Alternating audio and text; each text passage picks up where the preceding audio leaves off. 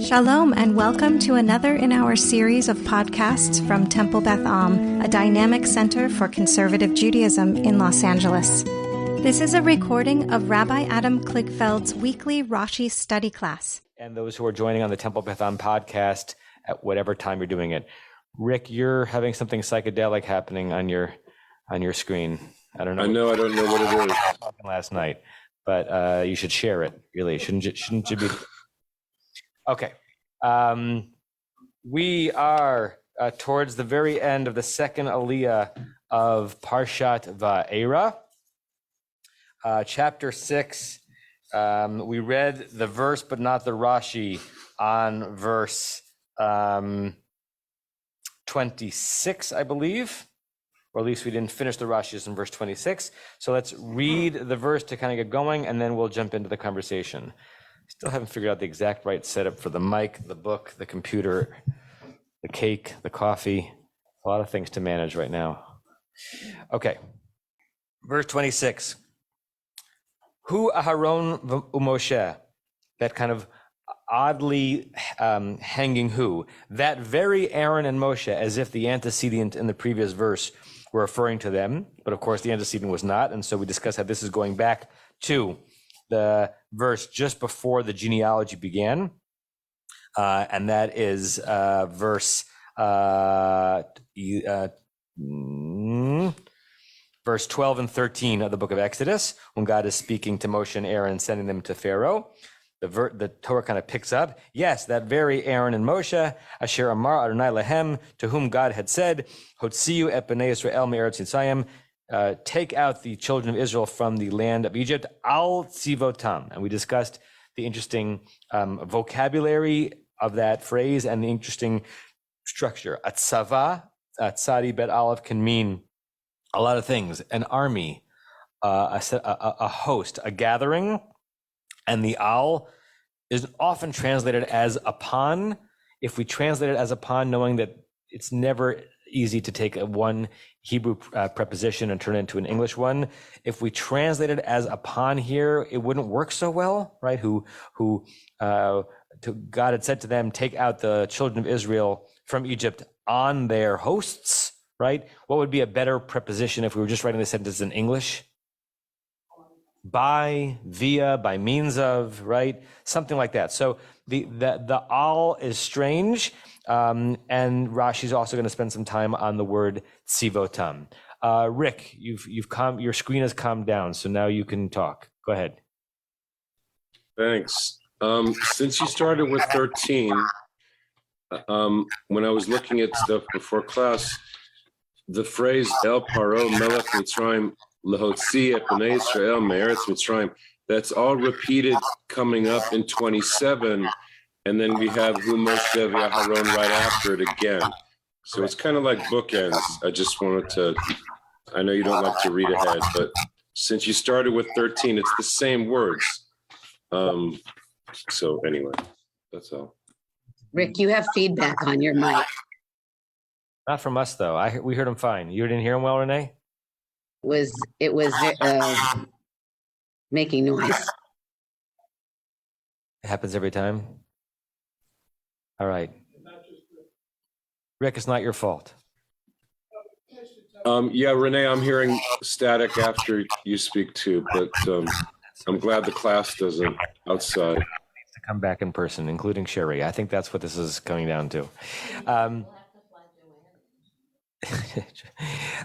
So what Rick is pointing out is that not only is verse 26 both like a little bit redundant and also a non sequitur, so is verse 27. Verse 27 is redundantly redundant. With the names flipped back, right. So let's hang out in verse 26, and then when we get to verse 27, we can link those two things together, okay? Any other questions on the words of 26 before we look at the Rashi? Stevie? Yeah, I don't think this is what it means in this case, but one possibility is that all can mean neged, right? All can mean specifically as opposed opposition, and it does so in the earliest strata of Hebrew.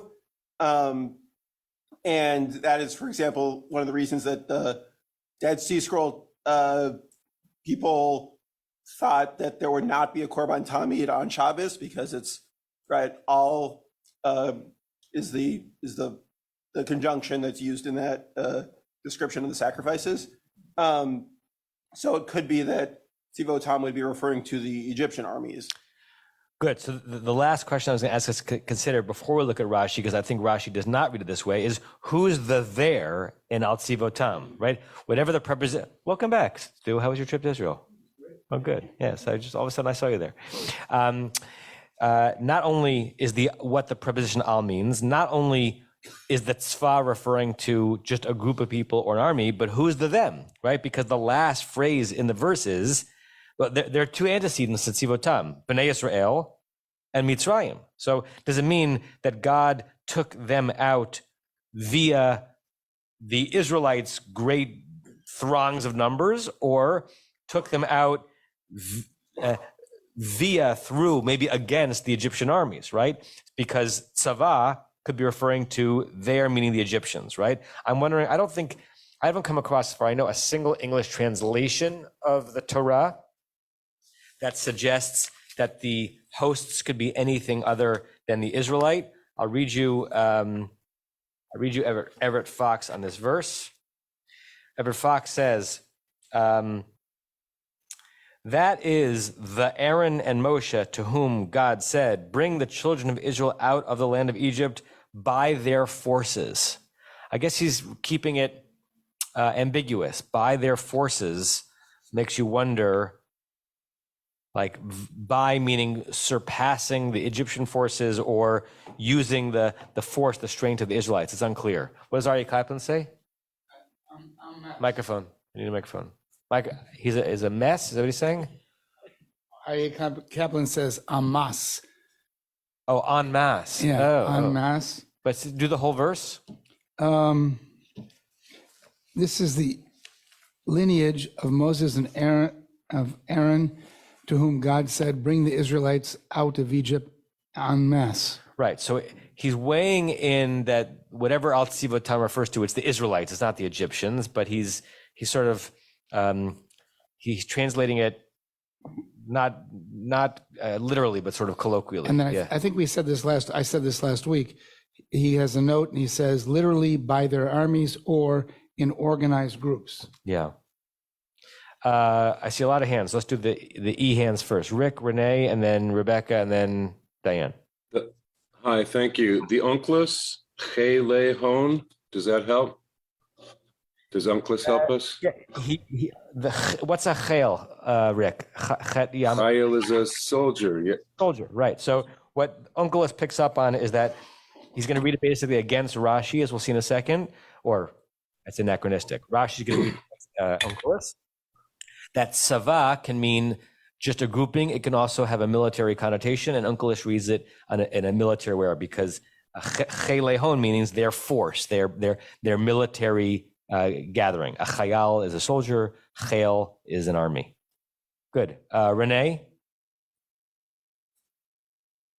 Saperstein says legions for Tzvotam. Yeah. And also, when you were reading the Everett Fox, there's a footnote that says that the term by their forces has a military ring and is used frequently in the Bible with that connotation. Yeah. Yeah. Can you all hear Renee? Okay. It's loud enough? Okay. Good. Sherry, what did you add? I saw a note in there. Would you say it out loud? I just quickly looked up the author and he translates it as their battalion, so agreeing with the military aspect. Right. Their battalions, and it's still unclear if the there is the battalions of Israelite, did the Israelite slaves have battalions, or somehow with respect to the Egyptian battalions? Okay, there were hands in the room. Rebecca, and then Diane, then Sue. So this verse has Aaron before Moses in the order, just like at the beginning of this verse 20, it also is Aaron before Moses, because the focus here is on Aaron and his lineage, whereas back in verse 13 and probably other times it has Moses before Aaron. Because we've just finished Aaron's lineage, you're saying? Yeah. Yeah, interesting. Rashi will sort of will we'll have a different way of understanding why and when Aaron and Moshe are mentioned in that order. But right, the last lineage we heard of amongst the two of them was Aaron, not Moshe. Diane, microphone. I know it's clunky. I'm wondering about the word who. It's at the beginning of the verse. It's a really weird construction in English too. You wouldn't necessarily say it is the same Aaron and Moses. These are, or they are, or Right. some plural form. Oh, because the who is singular and Aaron and Moshe. Right. And who is, I mean, usually you don't use who for like a neutral it. Right. It's more like Eluha Oto Anashim or something like that. And Right. It's Right. weird. And then, as someone already pointed out, it's repeated at the end of verse 27, right? If we peek ahead, because Rick's given us permission to do so, the beginning of verse 26 maps up against the end of verse 27, almost like a little bit of a chiasm. Hu Aharon v'Moshe, and then ends Hu Moshe v'Aharon. So how the who is being used here is a little bit strange. Sue. Well, there were certainly a lot more people than just the people that we're talking about. There were Israelites, and all of them were going to go. And so I think all of these people that we've been reading about now for a few weeks, they were the military leaders that were going to organize the Israelites. So they were going to rely on these forces to organize their people out. But all these people that we've been talking about, I think maybe this is just a reference that this is, I mean, we had to know about this one, then that one, about that one, then this one. Because they're they are the Tzvotam. They're the. So the genealogy is not just to tell us where Aaron and Moshe come from, but to kind of help us understand who Tzivotam might be, right? That's what I think. The extended families who may have represented the people who had some leadership in that group. Right. Interesting. Although some of the people that we mentioned are long gone, right? Which does, if you give the lineage of who they came from, it certainly imparts some kind of importance to legacy. Yeah. You know, like these people are leaders and military leaders because their grandparents were this one and that one and that one and this one. But even the notion of the enslaved Israelites having military leadership stretches even the fantasy of the fantasy, right? That was exactly the question I was going to be raising. I mean, how can these slaves be based with military strategy? Yes, they could be hosts. Yes, they could be coming out. They could be going out according to their tribes. But to focus it on saying that this is a military, from being slaves to military, is, as you put it, a fantasy, Rabbi Kligfeld. So Baruch Shekivanta, because Rashi is going to basically agree with that. Yeah. Leonard?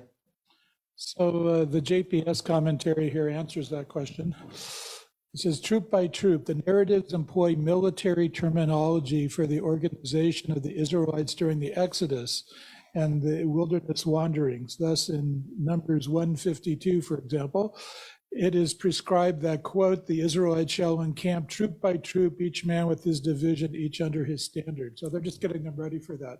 Yeah. The other thing I was going to point out was about the switching of the names between Aaron and Moshe. Skuni, according here to Sefaria, he says here that whenever Moses and Aaron are mentioned in the context of their respective ages, Aaron is mentioned first as he was the senior of the two. And the two brothers are mentioned in the context of their respective status amongst the people. Moses is mentioned first, as in verse 27. After all, Moses took out the Israelites from slavery in Egypt. Again, another read of that is interestingly different than what we're about to read from Rashi if we ever get there. Sue and Stevie, I think, Barry, do you have your hand up also? O ye of little faith. I have great faith. Sue. Just one more thing about this. Sherry, the pace hasn't changed, just so you know, right? This is exactly what we did in that room in Monroe in 2002. Go ahead. Oh, Sherry's from Monroe. Sorry, I cut you off. I think that even though obviously, I think there's some obvious notion that they weren't organized in military troops and armed, battalions of anything like that. I think that human beings, it's kind of a human condition thing that they have to organize themselves in some kind of hierarchy to accomplish something. Yeah. And they can't just all, it's not a mass Moses and Aaron and then it's a big free for all. It has to be organized or it will be directionless. Right. And will quickly, without any kind of natural hierarchy, organize into combative situations. Right. And words have multiple meanings. So it is the case that biblically, including and modern Hebrew, the word savah means army. And it doesn't only mean army, right? I don't know about you, but when you're saying Kadosh, Kadosh, Kadosh, Adonai Tzvaot, at least in my mind, I'm not seeing the angels weaponized. I'm seeing them organized into groups, hierarchies or not. They're what it's often translated as hosts, right? The God of hosts, right? It's a weird English word also, but the God who has an entourage, right? Not necessarily a military one. So it can also just mean a gathering, and that's how Rashi's about to read it. Rachel, and then Barry, and then Stevie, and then anyone else. I've lost track. Just in terms of the notion that the tzvaot are some sort of organizational structure, and what Susan said about hierarchical structure, I was thinking of the judges appointed by Moshe and Yitro, several chapters in the future. Yeah. And were there different hierarchies for different purposes? That's it. To me, the idea of a military organization for a bunch of people waiting to be freed from slavery is really kind of at cross purposes. The image doesn't set. Yeah. Yeah. Stevie, Barry. If you skip ahead to chapter 12, verse 41, we have, it says, Vayhi mikesh loshim shana v'ravenu shana, right? That they, after the 430 years, they were in Egypt, which was numbered the verse before. Vayhi be'etzem hayom hazeh, and it was in the middle of that day. Yatsu kol tzivos Hashem me'eretz Yisrael. Exodused all of the armies of God from the land of Egypt, right? So this image crops up again, and then again at the very last verse of chapter 12, which is a verse that sort of in the text of the Torah sort of stands apart because it's separated off as its own paragraph. Verse 51, Vayhi be'etzem hayom hazeh hotzi Hashem es bnei Yisrael me'eretz Yisrael al tzivosam, which is the exact same as the verse we have here. In the first of those verses, it's clear tzivos Hashem, right? It's the armies of God. And anyway, the image of leaving Egypt by army, seems to be part of the narrative, however you understand it. But. Yeah, tzivot Adonai is interesting and different than tzivotam, because tzivot Adonai suggests that God already saw them as God's,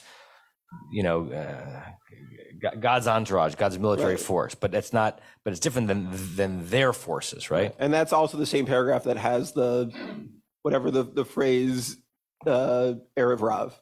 Right. Right. Same paragraph. Anyone else have an association with Tzivos Hashem? Particularly the way Stevie mentioned it. At least when I was a kid, I would get mail all the time from the local Chabads asking me if I wanted to join Tzivos Hashem, because that was their kids youth group, right? To be part of the army of God. I think I still have my badge somewhere. And then I found USY, and then it was much better. Barry. So my sense is there were a mixed multitude coming out. The only organizational we have is their lineages, the family lineages, and getting together for the seders that they had to do before leaving. They were organized by family groups. But there was a huge multi-million mixed multitude of people. They weren't, as it was mentioned, didn't get organized till in a few chapters later by how they were situated in the pattern by their tents. So at this time, it's a mixed multitude. It's not an army. Right, and maybe Al Tzivotam is somehow like anticipatory of the organized group that God is going to want them to be and expect them to be as they're driving through the desert, but they aren't now, right? But there's a lot of them, and that's another thing that Seva can mean. All right, Rick, last comment, then we're going to read the Rashi. I was going to ask about Seva meaning color, if that's a totally different word. Sadi bet ayin. Seva with an ayin is colors. Okay. All right. Thank you. Thank you. What about Mitzvah? Means turtle. What about Mitzvah? So there are a lot of turtles there. Colorful turtles, as in the Exodus. What's that? What about Mitzvah? Matseva, the root is yud sadi bet, something that is stable. Yatsav or natsav. So there's a letter before it in the root. Okay. Rashi, Hu Aharon v'Moshe. I don't think we read it last week. Who have we not heard from? We've heard from everybody today. Who would like to read? Who has not read recently? Leonard, please give Leonard the microphone. This is the Rashi on verse 26. Oh, I'm doing the Rashi. Yeah, we already read the verse. Okay, hold on. Hu Aharon Moshe. Ele shehuzkeru lemala, shel yalda Yochevet le'amram, Hu Aharon u'Moshe, Asher Amar Adonai. Do you want me to continue or should I just Translate that. Okay. So those that were mentioned above, that Yochevet bore Amram, Hu Aharon and Moshe. What? These are Aaron and Moses. I don't understand what the point here. Okay. What was the next thing you said? Because that's not what I have. Asher Amar Adonai. That's I don't have that Asher Amar. you don't have that in your Rashi? Sure. Not in Torah Chaim. Interesting. Okay, so let me break a few things down. First of all, when we first got to this verse and we're saying, what is this a reference to? We went back to the pre-genealogy, right? We went back to verses 12 and 13, right? To go back to chapter 6, verse 12 and 13 on opposite sides of the Petucha break.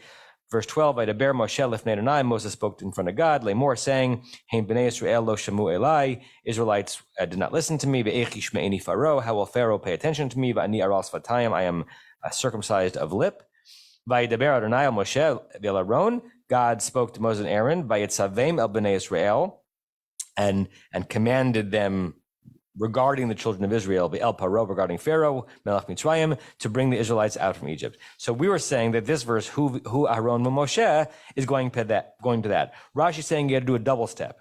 Rashi is saying that we had the genealogy. Once we were in the genealogy, we fleshed out the genealogy. But within the genealogy, we had verse 20, and within verse 20, we met Moshe and Aaron. Verse 20, Vayikach Amram et Yocheved dodato, that Amram took Yocheved, perhaps his aunt, that we discussed that before. Loli Isha as a wife, Atela Lo, she bore to him, Aaron, Viet Moshe, Aaron and Moshe, Ushnech, and then we learned the lifespans of Aaron of Amram. So Rashi is saying, in the middle of the genealogy they just read through, we met Aaron and Moshe. This is going to sound silly. And in case you thought they were a different Aaron and Moshe, in case you thought that there were many people named Aaron and Moshe in this generation, no, those are the same ones that we met earlier. Why Rashi needs to say this, I don't know, right? Like, I don't know what notion he's trying to disabuse us of. I don't think we would have wondered, oh, was this a random Aaron and Moshe that's not connected to the larger story?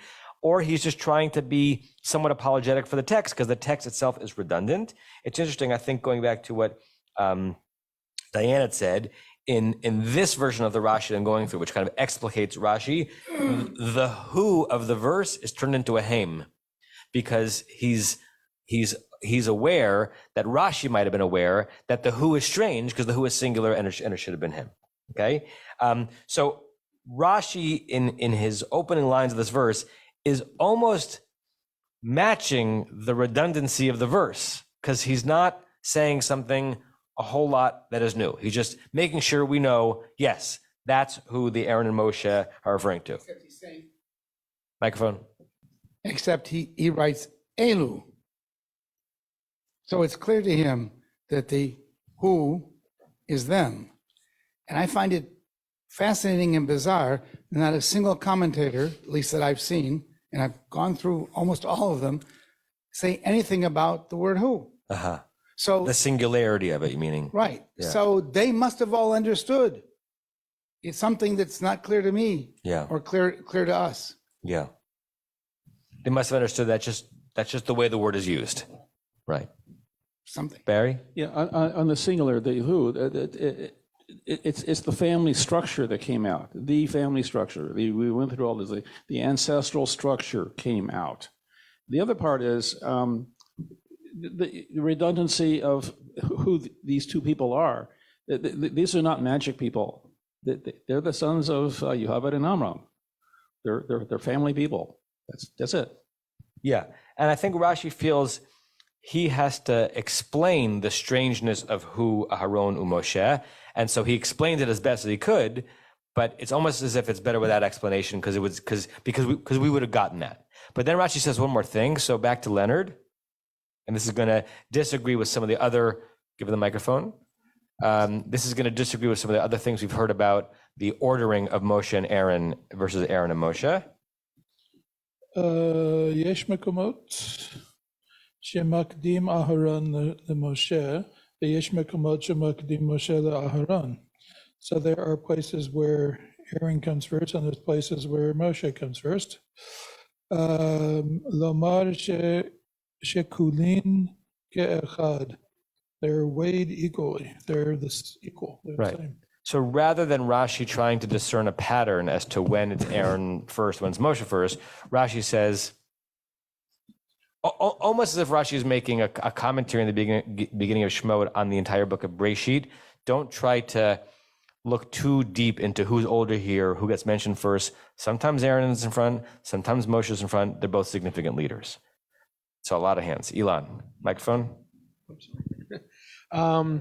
Yeah, I'm not sure. I mean, Rashi says that not that they're both significant leaders, they're equal significant, which I find interesting and perhaps a little odd, because it is in anyone's mind other than Rashi's, are they equal? Yeah. In terms of their importance? I mean, are there other commentators that say, yeah, they're the same importance?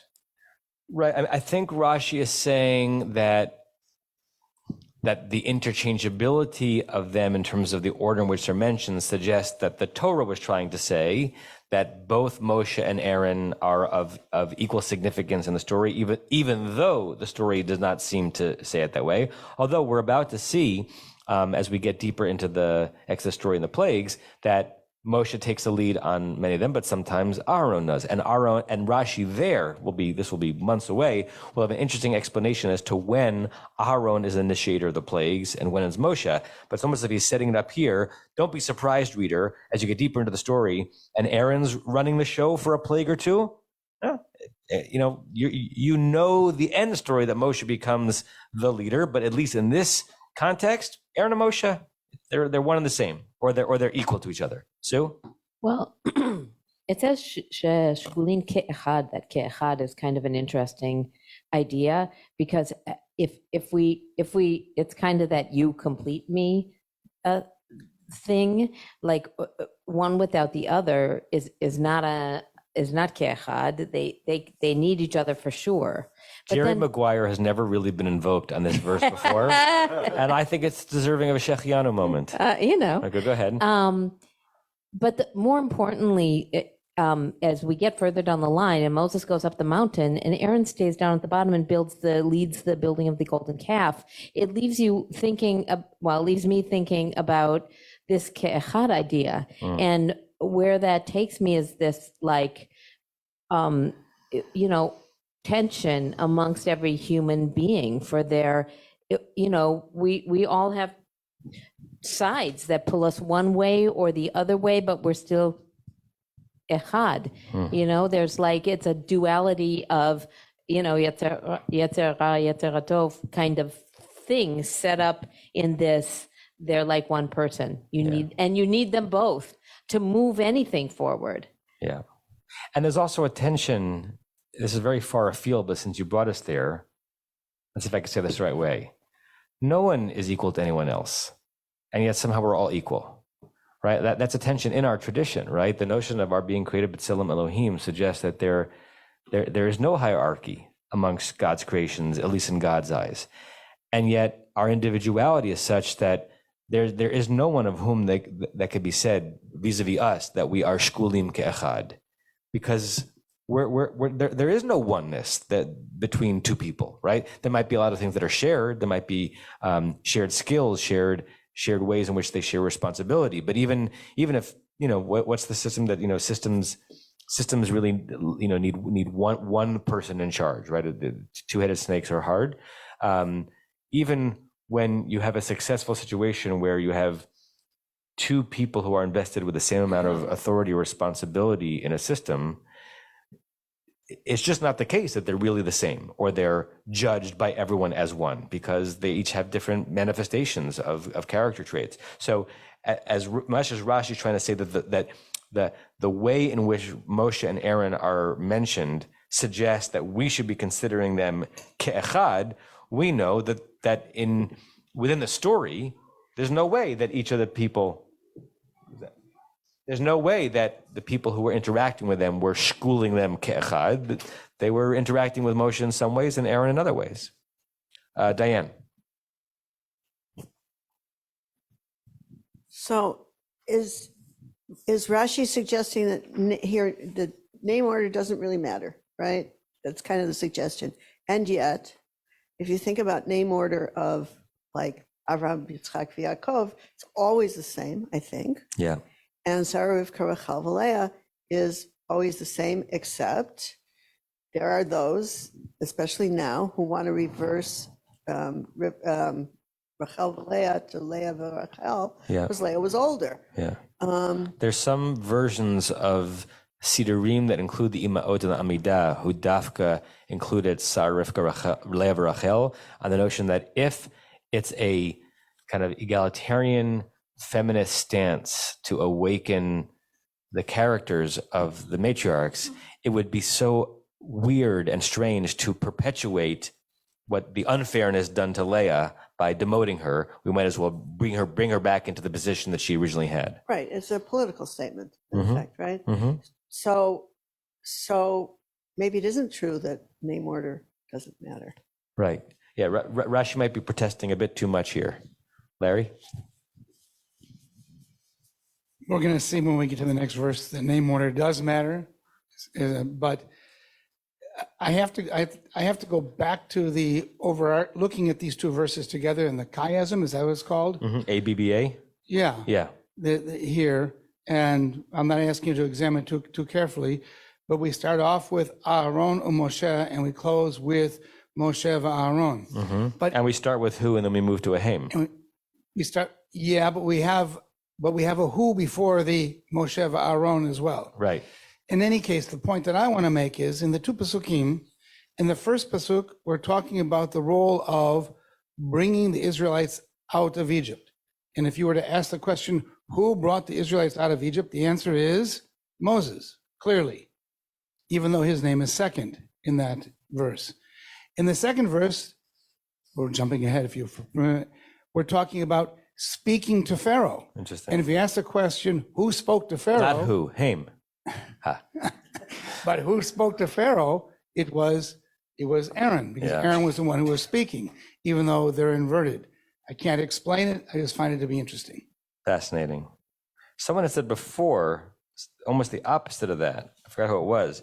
You're saying that I think something that you read, Leonard, suggested that Aaron's mentioned first in some contexts, and Moshe's mentioned first in other contexts. I forgot who you were quoting, Chizkuni or something? JPS. And you're, Larry, saying it's almost as if, given the context of each verse, they're opposite from what you would expect given that context. Yeah. Interesting.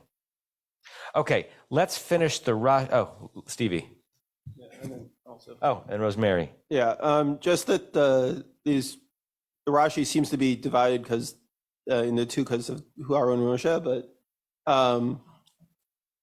what we said earlier that I forgot who said it, that Elu seems to, right, Rashi's inserting the word Elu there, it seems to be addressing the plural versus singular nature of who, and then the end of Rashi here is saying could be as one, not necessarily meaning equal, but as like a single unit, right? So the who of Moshe v'Aaron is kind of pushing the shkulim ke'echad also, that it's, exactly. They're a unit. It is the Moses and Aaron team. Interesting. Nice. Yeah. I don't know if that's pshat on Rashi, and I don't know if that's pshat on the verse, but I like it. Very nice. Okay, Rosemary. Let's give Rosemary a microphone. Yes. And all you Zoomers and Facebook Livers and podcasters, it's too bad you're not here to taste Rosemary's cakes, which everyone has been enjoying around the table. There will be a technology in the future where I could smush a cake through the camera and it'll just appear in Washingtonville, New York, reconstituted. Okay. Does she deliver? Hey. Does she deliver, Rabbi? What, Renee? Does she deliver? Does she deliver? I don't know. I don't speak for her. Yeah, you are close by. Go ahead, Rosemary. I was just looking at this as the meaning. This is the beginning of Aaron and Moshe starting the trip and their responsibilities. And then if we go back at Hazinu, at the end, it's Aaron dying first and then Moshe dying after. And both of them, it's like he died there, you die here, and it's finished. So the Torah, maybe, I don't know, I don't have that much knowledge, maybe it's built on not having an important person, which is because none of us are important, just handful of earth. So that's what is teaching from the beginning, that Moses, Aaron, this and that doesn't matter. The work matters. Yes. And I think the who for me, I don't know why it's knocking on my head, Hu Elohim. So saying you're going to free everything, but finally it's him who is doing all. Yeah. So nice. Maybe who goes to Elohim? We kind of made a glancing reference to this before, particularly on the heels of the book of Genesis and the way in which the book of Shemot is very different than the book of Genesis, because we had a family, now we have a nation, and we had a family who kept running into trouble because of birth order, right? So it's almost as if the switching of Moshe and Aaron back and forth, and Rashi insisting against the other commentators that there's nothing to see here, right? Don't try to read into this primogeniture or the opposite of primogeniture. It's just two brothers that could be interchangeable in order, even though literally, obviously, one had to be born before the other. You can't have two people born even twins at the same time. Let's move past Breshit. It's almost as if, Rashi is inviting us to think that way as we look at this context. Okay. Before Leonard reads the Rashi on Al Tzivotam, I wanted to show you another place where the root sava is used, and it's also ambiguous, and the translators read it in different ways. So hold on a second. Okay, so before Stevie had taken us to other verses where Tzivot Adonai was referring to God's troops, right? Here's a less obvious, or a verse in which the root is harder to figure out and is translated differently by different translators, which should not be a surprise to anyone. So this is towards the end of the book of Shemot. It's actually a verse upon which there's some beautiful midrashim about what was going on here. But let's just look at the pshat. Vaya'as et hakiyor. This is the constructing of the Mishkan. So the basin, the sink was made nechoshet out of bronze. Viet kano nechoshet, and the thing it stood on was made of bronze. Bimarot hatzovot. Bih, here's the ba meaning with. Using a mar'eh as a mirror from the root ro'eh, the thing which you see yourself.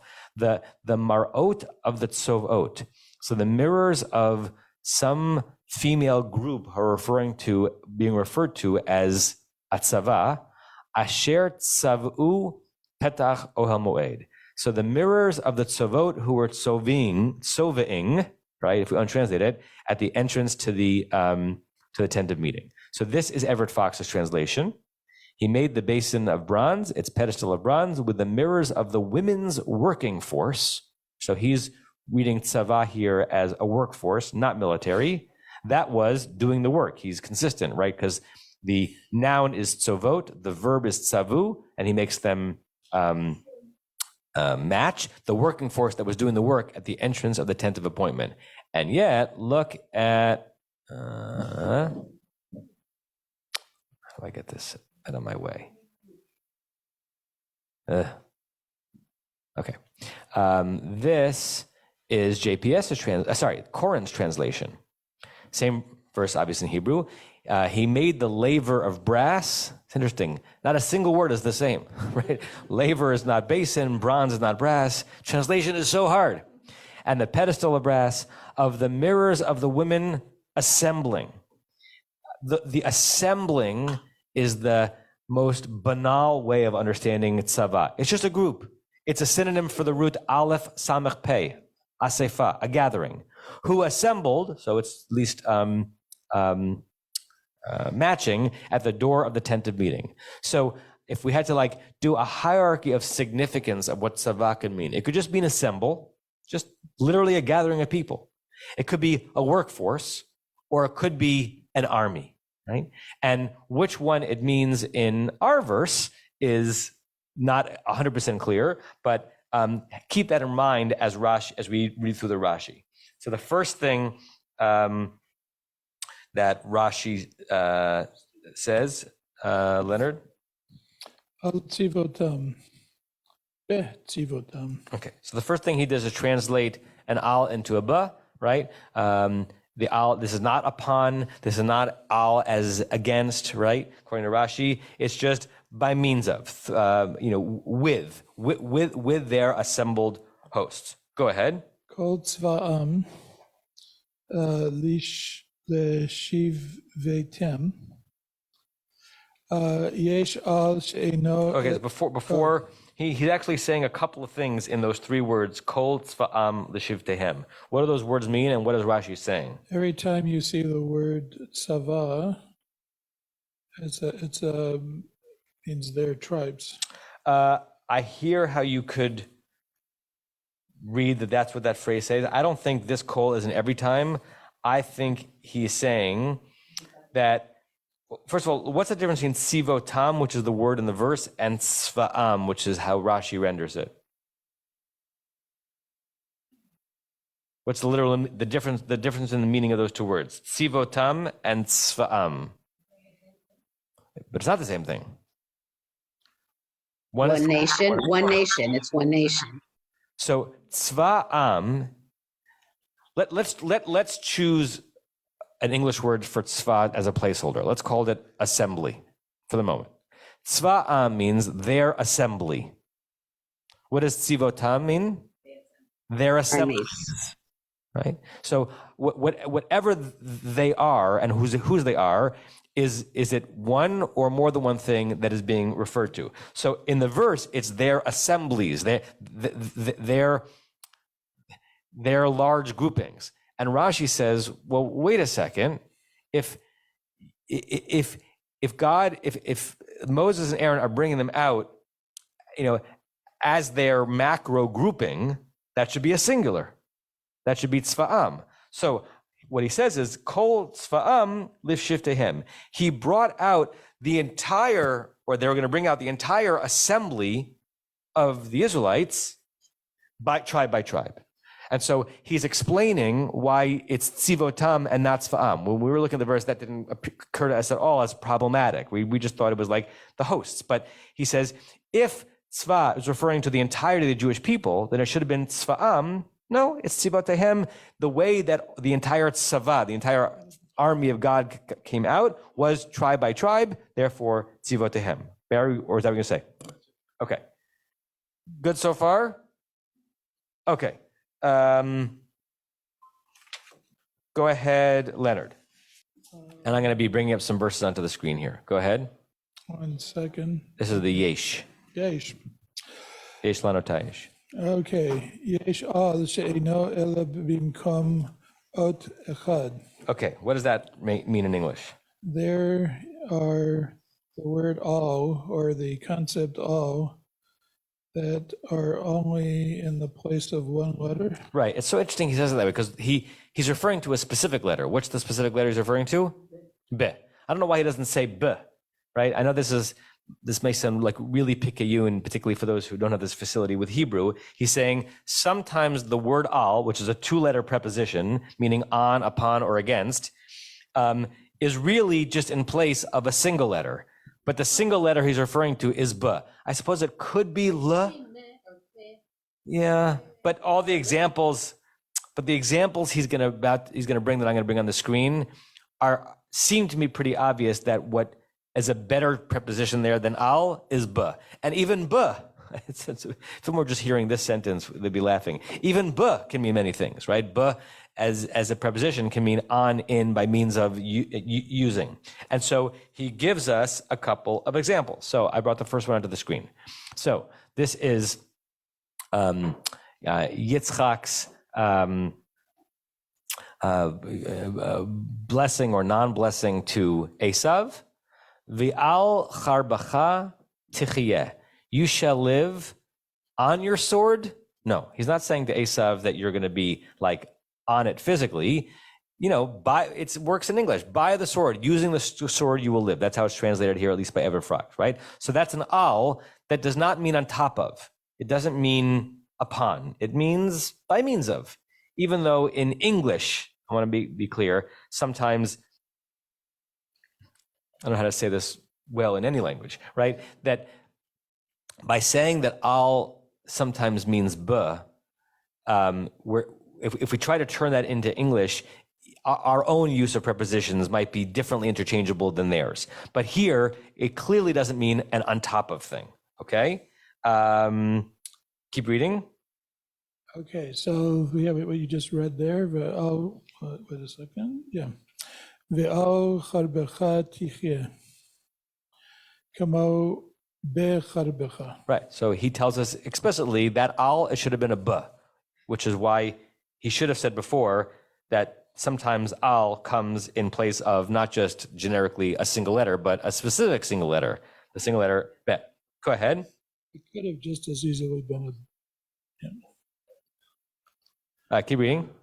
Amadatem al charbechem. Okay, this is from the prophet Yechezkel, Ezekiel chapter 33. It's on the screen. He is basically chastising the Israelites for living too much by the sword and not with enough faith, right? You put your, the phrase in Pesukei Zimra, al tiftechu b'nadivim ele v'venadam she'en lo tshua. You put too much trust in noblemen and in people who have no choice, no possibility of giving you redemption. You should not be relying on swords. You should not be relying on people. You should only be relying on God. That's the theme of this particular chastisement. Amadatem al charbechem. You stood upon your swords. No, it doesn't mean that they stood kind of waiting. It's that you stood up your entire society by means of swords. You've relied on your sword. See, here's the problem with the English, because here the on in English works, but it works not on an al, it works on a b. I know that sounds strange. That's why the English sometimes is a problem. The problem, that's actually JPS's translation. I wonder how Everett Fox translates that. Let's just see. I have one more word to go. What's that? I have one more word to go on the Rashi. I know. I'll get you there in a second. Okay. Translations. Starts with a bit. How does Everett Fox doesn't translate Tanakh, right? So how does Koren translate that one? Upon. So both of our translations, unfortunately for Rashi, translate this al as an English upon, but it's not an upon that means on top of. It's an upon that actually means b. Okay. Not to be confused with in. Yes. It's a lot of things. Meh. Okay, Leonard.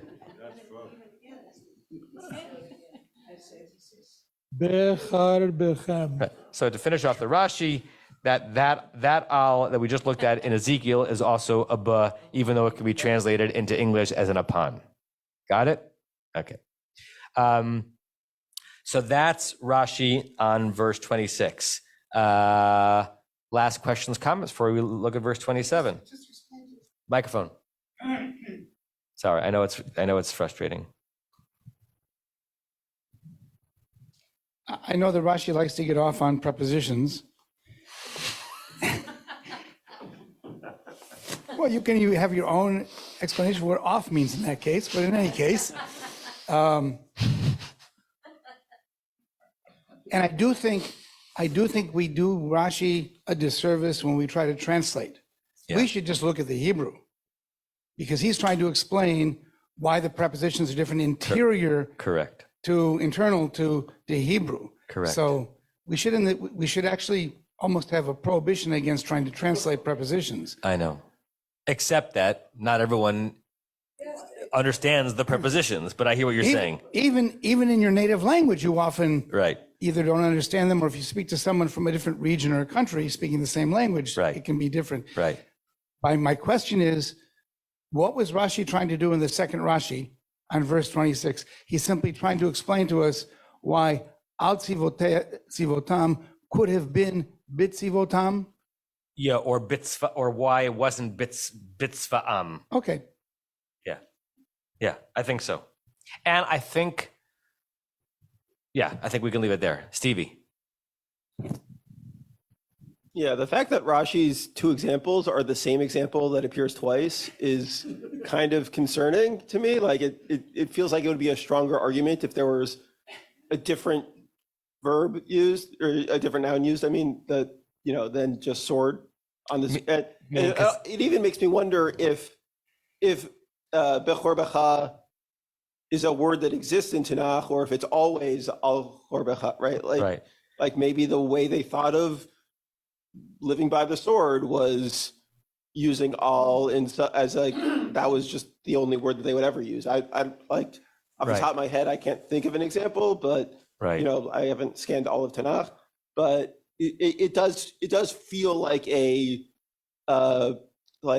admission of a weak argument from Rashi. Yeah, what's the phrase? Becharev, we smote them by the sword. So sometimes charev takes a bet, but what I think you're asking us to consider is just as certain verbs take certain prepositions that go against translatability, right? The word lihishtamesh uses a b, even though you wouldn't think that the word to use uses that translation, that maybe certain nouns require before it a certain preposition, in which case it's more an argument about cherev than it is about what al does or does not mean. And why give an example that's the same example that appears twice than giving multiple examples? Yeah.